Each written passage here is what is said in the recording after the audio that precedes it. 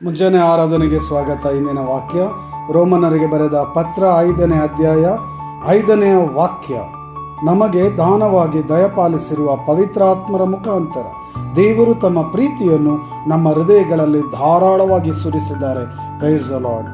ಪವಿತ್ರಾತ್ಮರನ್ನು ಉಚಿತವಾಗಿ ದಾನವಾಗಿ ಕೊಟ್ಟಿರುವ ದೇವರು ಅವರ ಮೂಲಕ ನಮ್ಮ ಹೃದಯದಲ್ಲಿ ದೇವರ ಪ್ರೀತಿಯನ್ನು ಸುರಿಸಿದ್ದಾರೆ.